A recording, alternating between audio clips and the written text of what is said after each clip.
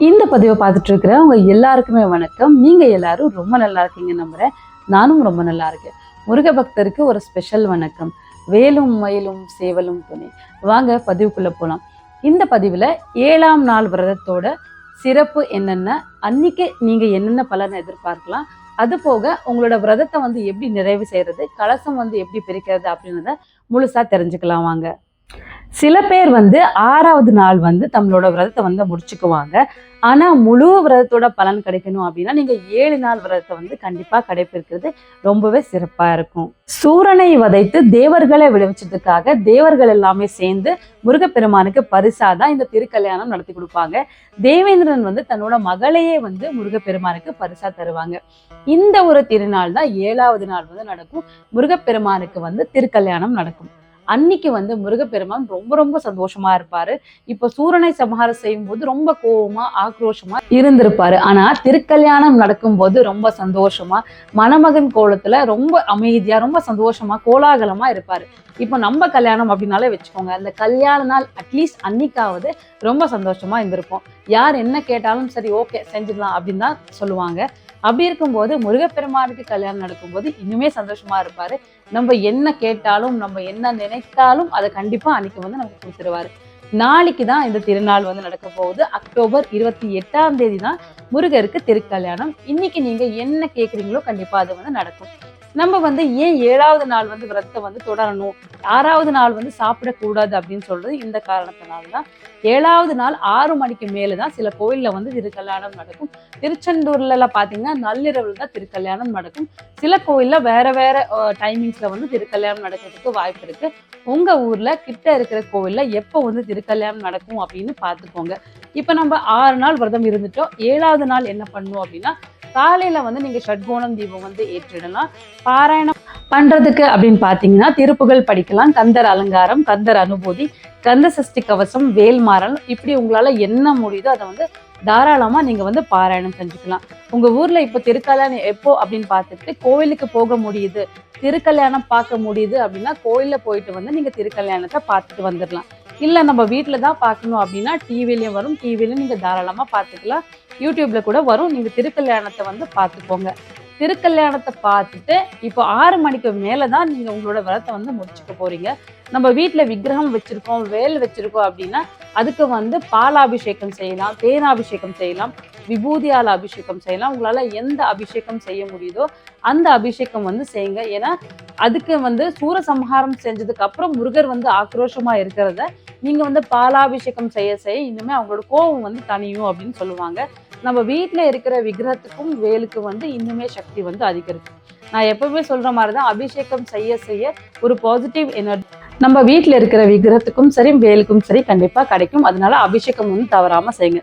படம் தான் வச்சிருக்கோம் அப்படின்னா 6 மணிக்கு மேல நீங்க ஷட்கோணம் தீபம் எல்லாம் ஏத்துட்டு படையல் போடுறீங்க இல்லையா, சில பேருக்கு கல்யாண படையல் போடுற வழக்கம் இருக்கும். வடை பாயசத்தோட சமையல் செஞ்சு போடுறது. இல்ல நம்மளால அவ்வளோ எல்லாம் செய்ய முடியாது அப்படின்னா எளிமையா வெரைட்டி ரைஸ் அந்த மாதிரி செஞ்சு வச்சுக்கலாம். எதுவும் முடியல அப்படின்னா சக்கரை பொங்கல், இல்லைன்னா பருப்பு பாயாசம் இந்த மாதிரி கூட நம்ம செஞ்சு வச்சுக்கலாம். தயிர் சாதமா இருந்தாலும் நீங்க செஞ்சு வச்சுக்கலாம். இந்த மாதிரி நைவேத்தியத்தை செஞ்சு வச்சுட்டு அந்த நைவேத்தியத்தை சாப்பிட்டு தான் நீங்க உங்களோட விரதத்தை முடிச்சுக்க போறீங்க. இப்போ நீங்க கல்யாண படையல் போட்டிருந்தாலும் சரி, தயிர் சாதமா வச்சிருந்தாலும் சரி, அதையே சாப்பிட்டுட்டு நீங்க விரதத்தை முடிச்சுக்கலாம். நான் இப்ப கோயில்ல இருக்கேங்க, நான் என்ன பண்றது அப்படின்னு கேட்டீங்கன்னா, கோயில்ல கொடுக்குற பிரசாதத்தை வாங்கிட்டு உங்களோட விரதத்தை நீங்க தாராளமா முடிச்சுக்கலாம். நான் ஏற்கனவே சொன்ன மாதிரி அன்னைக்கு முருகர் கல்யாண கோலத்துல இருப்பாரு. நீங்க ஷட்கோணம் தீபம் ஏற்றும் போது 6 தீபம் ஏத்துவீங்க. மத்திய கொஞ்சம் இடம் இருக்கும், அங்கேயும் ஒரு தீபம் திருக்கல்யாணத்தன்னைக்கு நீங்க தாராளமா ஏத்திக்கலாம். ஓம் சரவண பவா அப்படின்ற மூல மந்திரத்தை 108 முறை நீங்க சொல்லிட்டு பூக்களால அர்ச்சனை செய்யலாம், விபூதியால அர்ச்சனை செய்யலாம். இது இன்னுமே சிறப்பான பலன்களை கண்டிப்பா கொடுக்கும்.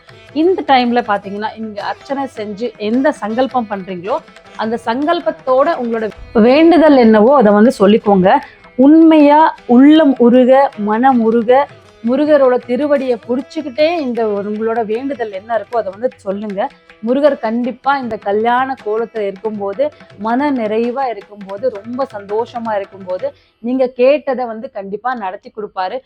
ரொம்ப காலமா நீங்க நினைச்சது, நம்ம வீட்டுல வந்து இந்த மாதிரி நடக்குது, இது எல்லாமே மாறணும், நல்ல ஒரு நிலைமைக்கு நம்ம வரணும், தீரா கடன் பிரச்சனை இருக்கு, நமக்கு குழந்தை இல்ல, உத்தியோகத்துல வந்து சிறப்பான பொசிஷன் வந்து நமக்கு கிடைக்கணும், இப்படி ஏகப்பட்ட பிரச்சனை நமக்கு கண்டிப்பா இருக்கும். அது எல்லாத்துக்குமே இந்த ஒரு நாள்ல இந்த குறிப்பிட்ட டைம்ல வந்து நீங்க வேண்டுறது அப்படின்றது இன்னுமே சிறப்பான பலன்களை கண்டிப்பா உங்களுக்கு கொடுக்கும். ஏன்னா நான் அப்பவே சொன்ன மாதிரி கல்யாண கோலம் அப்படின்றது எல்லாருக்குமே ஒரு சந்தோஷமான ஒரு நிகழ்வு. அந்த டைம் வந்து அவங்க ரொம்ப சந்தோஷமா இருப்பாரு. அந்த சந்தோஷ டைம்ல வந்து நம்ம கேட்டோம் அப்படின்னா கண்டிப்பா அது நடக்கும் அப்படிங்கிற ஒரு ஐதீகம் இருக்கு. உங்க பக்தி எவ்வளவுக்கு எவ்வளவு உண்மையா இருக்கோ, முருகரை நேசிச்சு உள்ள முருகி நீங்க கேக்குறீங்களோ கண்டிப்பா யார் யாருக்கோ முருகர் செய்வாரு. நம்ம தெரியாம முருகா அப்படின்னு சொன்னவருக்கே அவர் வந்து அவ்வளோ செய்யும்போது, நம்ம தெரிஞ்சு முருகா நீதான் எனக்கு எல்லாம் அப்படின்னு கேட்கும்போது கண்டிப்பா உங்களோட வேண்டுதல் நிறைவேறுங்க. இதுல எந்த மாற்று கருத்துமே கிடையாது. முடிந்த அளவுக்கு கந்த சஷ்டி கவசத்தை பாராயணம் பண்ணலாம், வேல்மாறலை வந்து பாராயணம் பண்ணலாம், முருகர் பத்தி ஏதாவது பாட்டு தெரிஞ்சா அது கூட நீங்க தாராளமா பாடலாம்.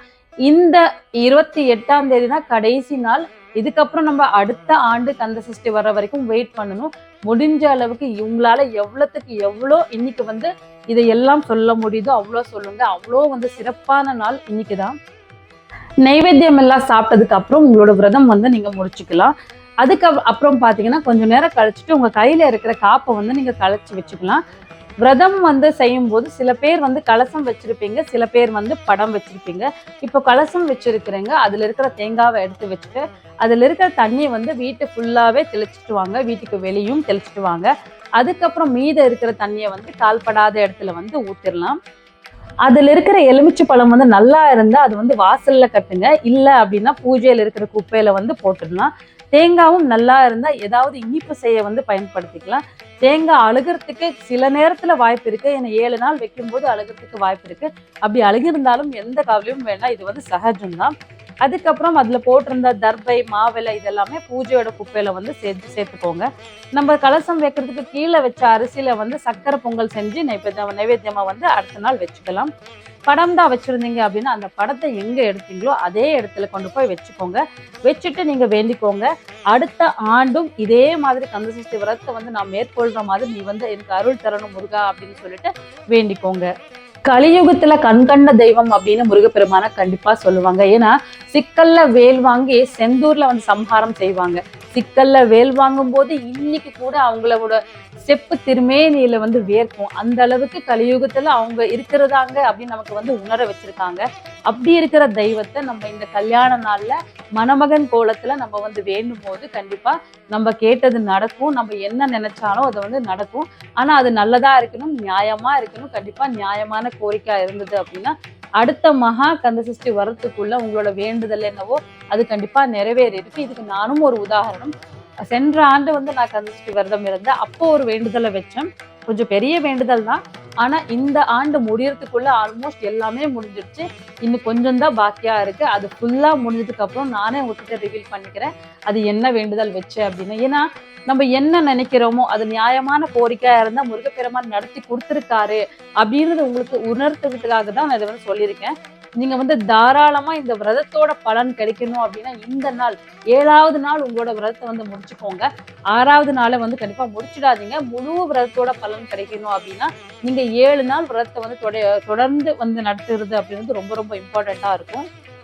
இந்த 6 நாள் நம்ம தொடர்ந்து விரதம் செய்யும் போது சோர்வடைஞ்சிருக்கலாம், ஒரு மாதிரி டயர்டா இருந்திருக்கலாம். ஆனா 7வது நாள் நம்ம வீட்டுல கல்யாண வீடுங்க, ரொம்ப சந்தோஷமா இருங்க. இந்த 7 நாள் எப்படி போச்சுன்னா சில பேருக்கு தெரியாது. அந்த அளவுக்கு முருகப்பெருமான் நம்மளை வந்து வழி நடத்திருப்பாரு.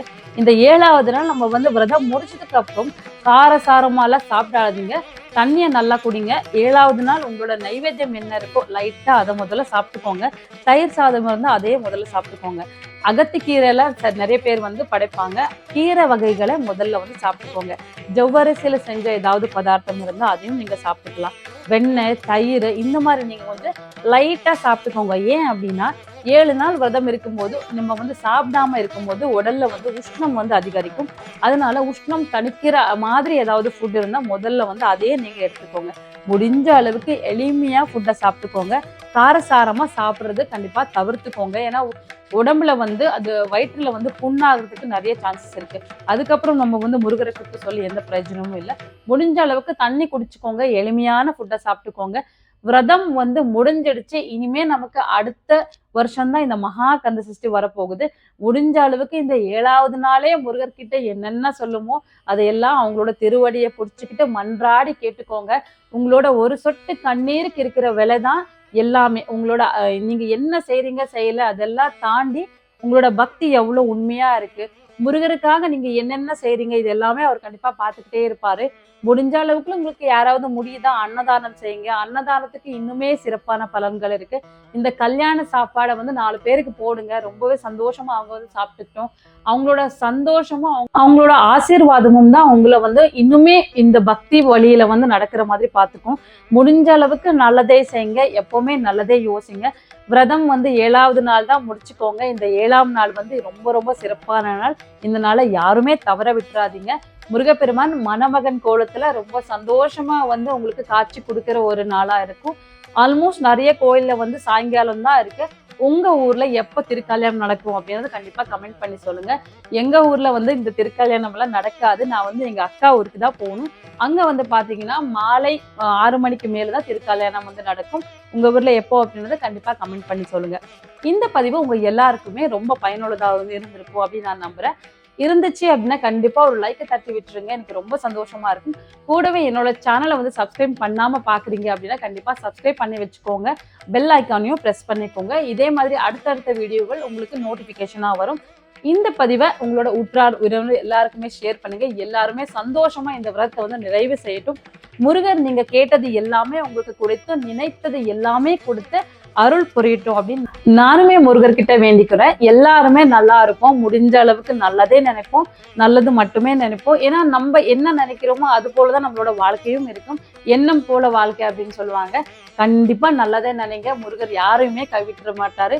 பகை பொறாமை இந்த மாதிரிலாம் நினைக்காம முடிஞ்ச அளவுக்கு நம்ம நல்லதை நினைச்சோம் அப்படின்னா நமக்கு யார் என்ன நினைத்தாலும் தீய நினைச்சாலும் அது எல்லாமே நமக்கு நல்லதாவே மாறும் அப்படின்னு என்னோட நம்பிக்கை. கண்டிப்பா நல்லது நடக்கும். இதே மாதிரி இன்னொரு நல்ல பதிவில் உங்களை சந்திக்கிறேன். அது வரைக்கும் உங்களிருந்து விடைபெறுகிறேன். நன்றி, வணக்கம். ஓம் சரவணபவ.